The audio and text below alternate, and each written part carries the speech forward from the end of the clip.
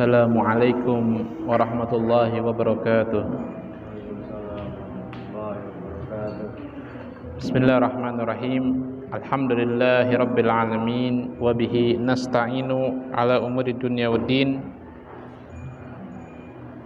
Wassalatu wassalamu ala sayyidil mursalin sayyidina Muhammadin khatamin nabiyyin wa ala alihi wa sahbihi ajma'in. Subhanaka la ilma lana illa ma 'allamtana innaka antal alimul hakim. Rabbi shrah li sadri wa yassir li amri wahlul 'uqdatam min lisani yafqahu qawli. Rabbi zidna ilman nafi'an warzuqna fahman shadiqan wa atina hikmatan bi rahmatika ya arhamar rahimin. Amma ba'd. Bersyukur alhamdulillah pada malam hari ini kembali kita berkumpul dalam pengajian yang insyaallah rutin diadakan di masjid ini setiap pekannya, yaitu setiap malam Sabtu.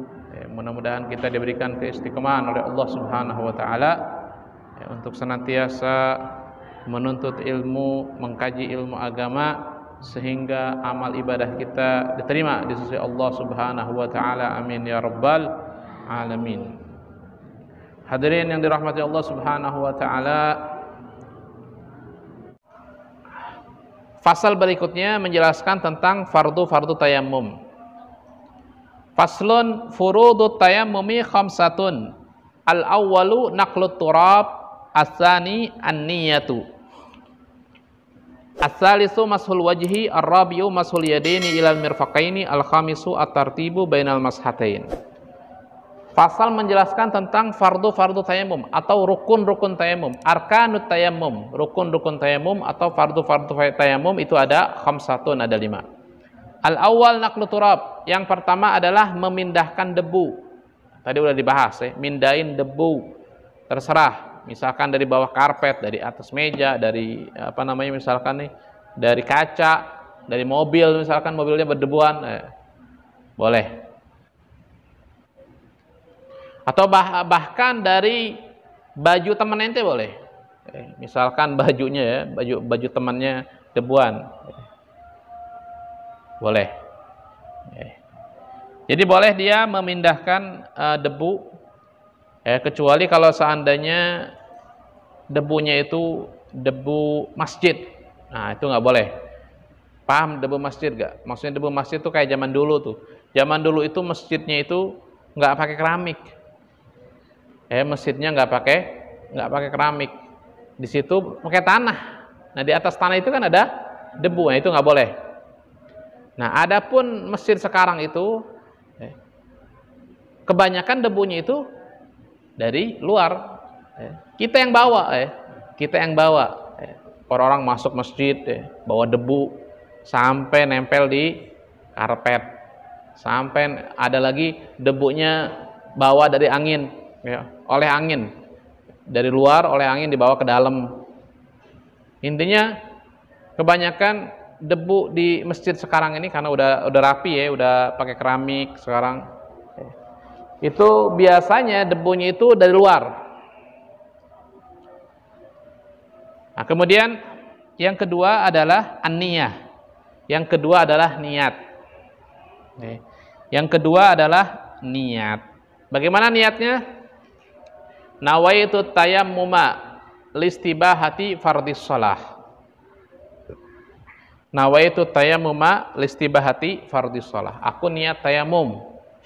Kalau bahasa Indonesianya, aku niat tayamum untuk supaya diperbolehkan melaksanakan fardunya salat. Nawaitu tayammuma listibahati fardhis shalah. Jadi gini, ketika naqlu turab, misalkan di atas di atas meja, nawaitu tayammuma listibahati fardhis shalah. Jadi berbarengan terus, nawaitu tayammuma listibahati fardhis shalah. Nah, kemudian yang ketiga, as-salisu mashul wajhi. Tadi mengusap wajah. Kemudian yang keempat, mashul yadaini ilal mirfaqain, mengusap kedua tangan sampai sikut. Nah, tadi kan ketukan kedua, tadi ketukan pertama udah ya. Nah, ketukan kedua, maka ketukan kedua ini pertama kali kita mengusap tangan kanan menggunakan debu yang ada di telapak tangan kiri. Bagaimana caranya? Jadi, nah ini debu bagian sini, ini buat bagian bawah sini. Nah, begini nih. Terus sampai ke sikut. Nah, kemudian debu yang sebelah sini, nih, yang tengah-tengah sini, buat bagian sini. Nah, sudah nyampe sikut, diputar. Nah, ini jangan nempel ke sini, karena ini buat di sini. Ini buat di sini. Jadi seperti ini caranya. Terus sampai ke sikut, setelah itu diputar. Ini sekarang sini terus sampai, nah ini buat di sini. Ini buat jempol. Jadi jempol ini buat jempol yang ada di atas sini. Nah, begitu juga tangan kiri menggunakan debu yang ada di telapak tangan kanan. Sama seperti itu caranya. Terus putar sampai sikut, putar sampai sini. Nah, seperti itu. Nah, kemudian al-khamis yang kelima at-tartib bainal mashatain, tertib. Wajah dulu baru kedua tangan. Jadi gampang tayamum. Jadi tayamum ini adalah dia menduduki kedudukan wudu dan juga mandi wajib junub. Misalkan ada orang dia mau wudu ternyata berhalangan, nggak bisa pakai air, maka gantiannya adalah tayamum. Udah dibahas kemarin. Kemudian misalkan juga ada orang junub, dia mau mandi ternyata berhalangan, misalkan nggak ada air atau dia sakit. Kalau seandainya kena air dia tambah parah sakitnya, maka dia juga boleh tayamum. Sama tayamumnya seperti itu. Jadi bukan dia seluruh badannya kenain debu, bukan. Jadi sama. Jadi tayamum itu fi maqamil wudu wal ghusli. Kedudukannya sama dengan wudu dan mandi.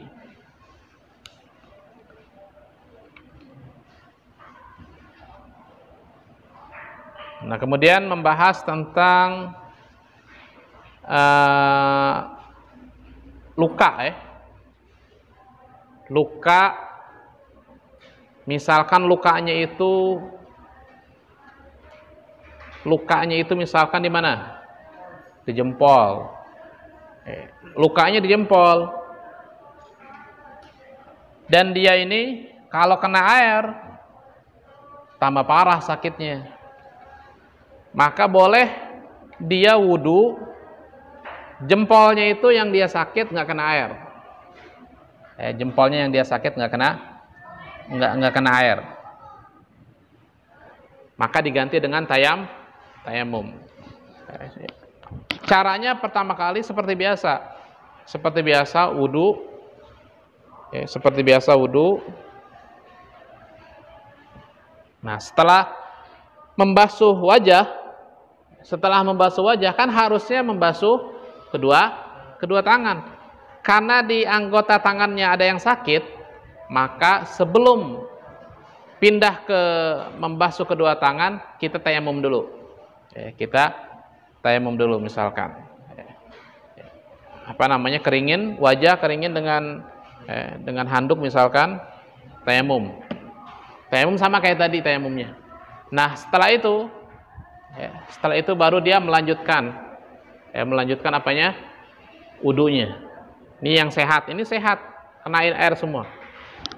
Sampai misalkan ini nggak kena air, sampai sempurna wudunya. Nah, terus bagaimana kalau seandainya di dalam anggota wudunya itu ada perban, atau ada Hansaplas ya, ada apa namanya ya, maka hukumnya wajib dicabut, wajib dicabut kalau seandainya tidak khawatir membahayakan. Ini kalau dicabut bahaya gak? Misalkan nggak bahaya kalau dicabut, wajib dicabut. Kayak kita nih punya luka nih, kita punya luka, kita tahu ini kalau dicabut nggak bahaya, maka wajib dicabut. Tapi kalau seandainya kalau dicabut bahaya, siapa yang bilang? Dokternya berpengalaman, dokternya pintar, dokternya adil, bukan dokter sembarangan. Maka dia boleh nggak dicabut, nggak dicabut. Sama kayak tadi caranya, wudu dulu, wudu seperti biasa, kemudian tayamum, habis itu membasuh anggota yang sehat, Nah, setelah membasuh anggota yang sehat, kemudian mengusap air di atas perban. Jadi air nggak masuk, tangan kita basah. Ini misalkan perbannya ada di jempol atau Hansaplasnya ada di jempol. Ini bahaya kalau dibuka misalkan. Maka kita nggak usah kita masukin air gitu, nggak usah. Cukup diusap saja, diusap. Tadi kan sudah tayamum ya. Cukup diusap. Nah setelah itu menyempurnakan wudunya.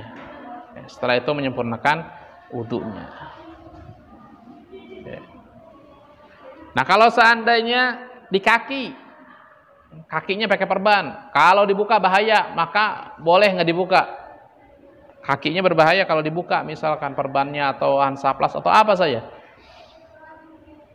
Maka dia wudu wajah, terus kedua tangan, terus habis itu apa? Kepala, mengusap kepala. Apalagi habis itu mengusap telinga. Nah, habis mengusap telinga, harusnya kan kaki ya. Maka dia tayamum. Keringin dulu, anggota tayamumnya keringin dulu pakai handuk misalkan. Setelah dia tayamum, maka dia membasuh kaki yang sehat.